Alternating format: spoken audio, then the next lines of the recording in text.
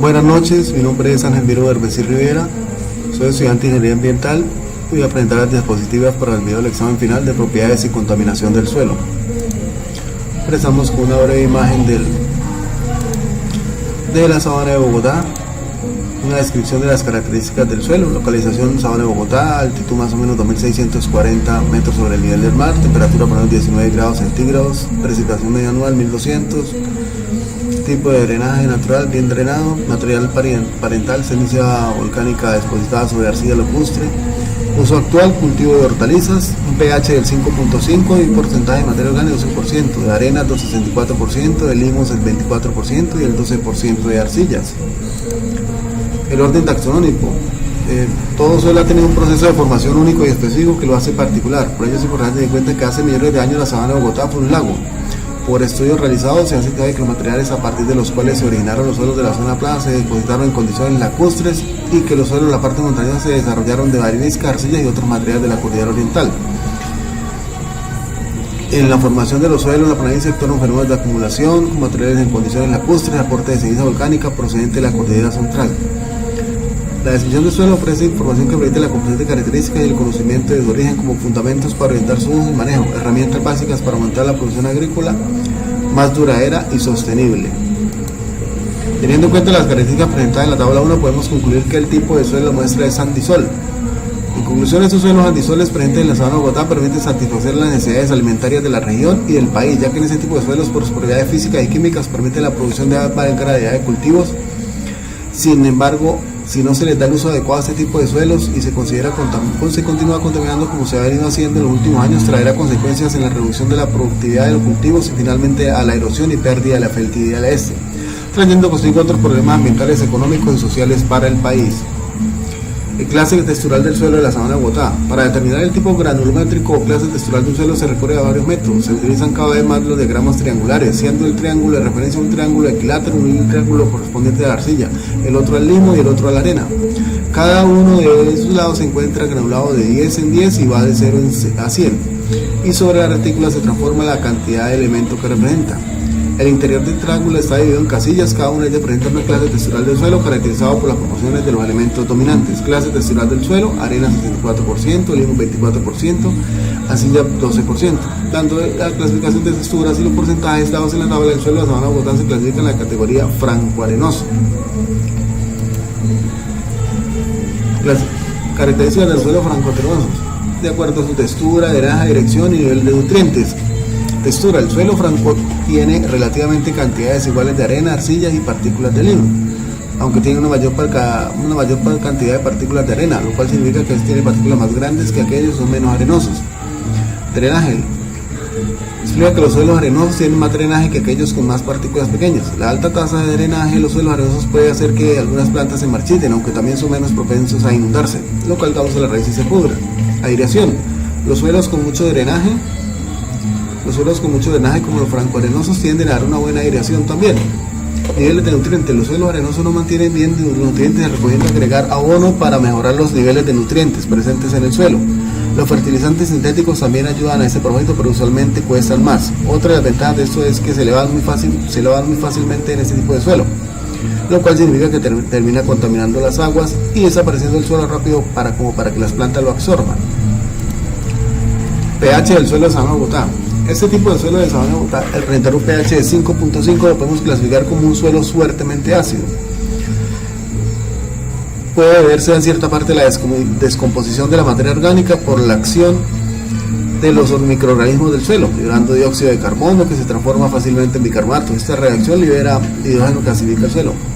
Otro aspecto importante es la acidificación de este tipo de suelos, de fertilizantes nitrogenados, de reacción ácidos que contienen amonio, incrementa la acidez del suelo.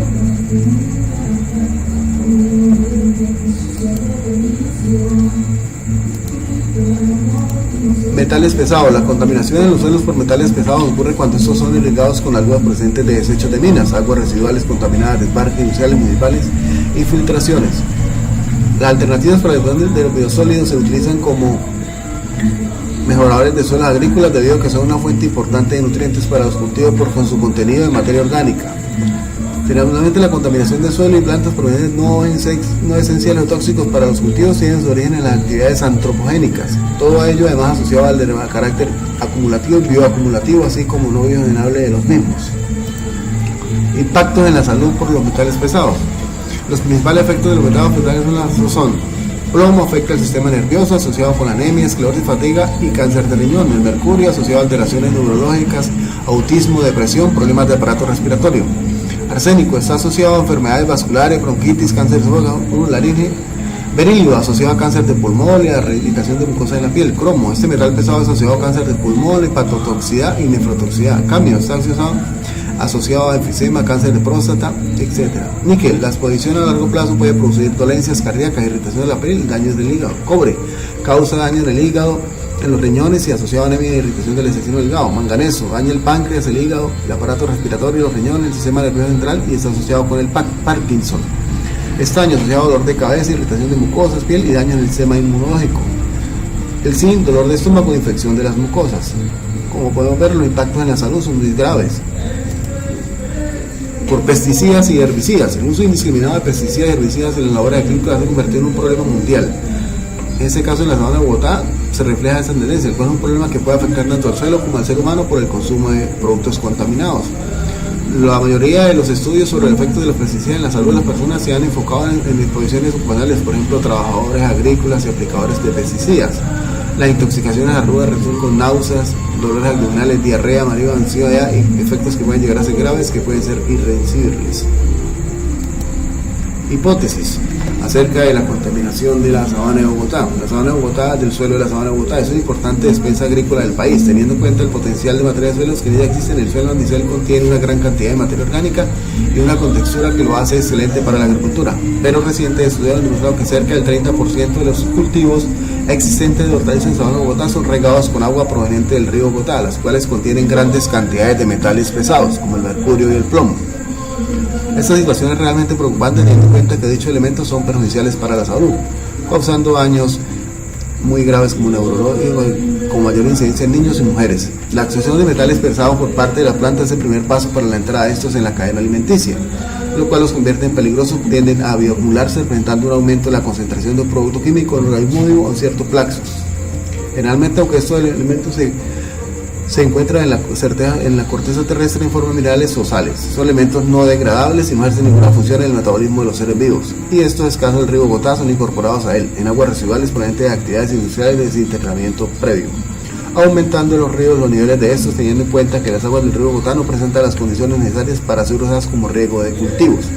Así, en el territorio de la sabana con el distrito de Hierro y el drenaje de la Ramada, en donde se agua para regar cerca de 18.000 hectáreas en los municipios de Mosquera, Funza, Maitendi, Cota y Boyacá.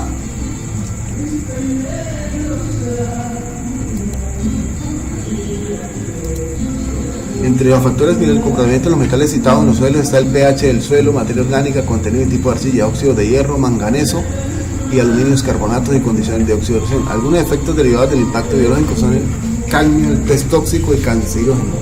El cromo hexavalente es altamente tóxico y cancerígeno.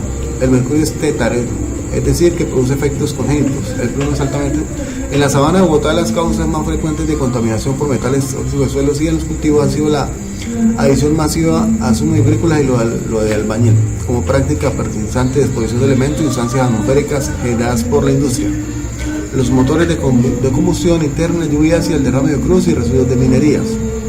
La problemática relacionada con la contaminación por el uso de plaguicidas que frecuentemente son utilizados en labores de agricultura, los cuales han demostrado que contaminan tanto los ambientes terrestres como acuáticos.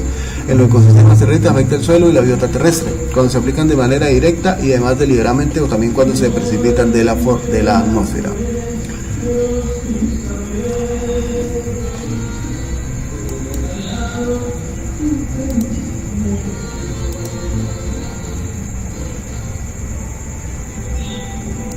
De acuerdo a esto, es un proceso físico-químico de descontaminación del suelo. Utilizamos el proceso de lavado de suelos. Debido a que el suelo de la sabana se encuentra altamente contaminado por metales pesados, una de las técnicas de descontaminación que se puede aplicar a este tipo de suelos es una técnica físico-química sencilla como es el lavado. El lavado de suelo es un tratamiento generalmente ex situ, en el que el suelo es excavado, es previamente separado físicamente por tamizado, densidad o gravedad para eliminar las partículas de grava más gruesa, con poca capacidad de absorción de la fracción fina, y seguidamente el lavado con extractantes químicos que permitan desorber y solubilizar los contaminantes. Después del tratamiento químico, el suelo se vuelve a lavar con agua para eliminar los contaminantes, agentes extractantes residuales, y se vuelve un lugar de origen. La eficacia de esta técnica depende del grado de absorción del contaminante, controlado por una serie de propiedades del suelo como el pH, la textura, la capacidad de intercambio catónico, el mineralogía, el contenido de materia orgánica, y otros como el tiempo que hace el suelo esté contaminado, la presencia de otros elementos tóxicos. El lavado de suelo se utiliza fundamentalmente para suelos contaminados con compuestos orgánicos semivolátiles, hidrocarburos del petróleo y sustancias orgánicas como cianuros y metales pesados. Para aumentar la eficiencia del lavado de un suelo se pueden emplear soluciones como las siguientes características. Agentes coagulantes forman complejos solubles como hierros metálicos. Uno usado es el ácido etilendiamino tetracético. Otros ácidos usados como agentes son los cítrico, málico y acético. Ácido bases movilizan, neutralizan o forman el contaminante. Las soluciones ácidas se aplican principalmente para incrementar la solubilidad de muchos metales, mientras que la alcalina se usa para remover fenoles y metales de la. Periodo de tratamiento: es una tecnología de corto y mediano plazo que puede llevar entre 2 y 6 meses. El tiempo se requiere para lavar el suelo depende de los diversos factores: la cantidad de limo, arena, arcilla que hay en el suelo, el tipo y la cantidad de contaminantes en el suelo, y el tamaño de la unidad de lavado. Al considerar esa variable, la limpieza puede tardar desde unas pocas semanas hasta unos meses, según sea el sitio. Equipos y suministros necesarios: retroexcavadora, excavación del suelo contaminado, tamices, permite la separación del material grueso, tanque de agitación, mezcla muestra el contenido con los filtros, permite la salida del agua contaminada para ser recuperada. Ahí mostramos un dibujo del proceso de tratamiento, donde va del suelo contaminado, el tamiz, el tanque de agitación, y hace el diferente de acuerdo al diagrama de flujo que se da a continuación. El proceso de lavado de suelos tiene las ventajas y desventajas. Las ventajas: reduce la cantidad de suelo que requiere, limpieza más profunda, disminución de los costos, limpieza de desecho de materiales contaminados, elimina diversos tipos de contaminación, es decir, cuando el suelo está muy contaminado, es efectivo para tratar suelos arenosos y muy permeables, no requiere infraestructura sofisticada, son sistemas cerrados donde se puede controlar las condiciones del sistema y las emisiones al ambiente. Desventaja: no es efectiva en cuanto a costos en caso de escasa contaminación. No es efectivo en costos si usan suelos en grandes cantidades de arcilla, altas cantidades de materia o gran dificultad en el proceso de separación. Requiere grandes cantidades de agua, se necesitan procesos secundarios para tratar aguas residuales. Conclusión: el suelo de San Marcos es muy importante, ya que la mayoría de producción agrícola y pecuaria depende de ese sector. Su riqueza en flora y fauna es demasiada. Se debe tener un control por parte de los entes gubernamentales por uso ordenado de herbicidas y pesticidas, está acabando con los recursos que sostienen un ecosistema.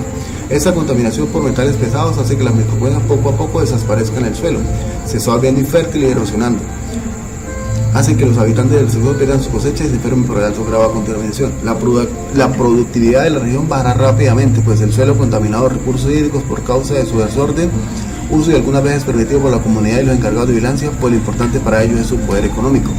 Existen muchas formas de descontaminar, pues la técnica más usada es el lavado de suelos, ya que lo vimos como una alternativa, aunque tiene sus ventajas y desventajas, creo que es la mejor forma de conservación. Y ahí presentamos las diferentes bibliografías.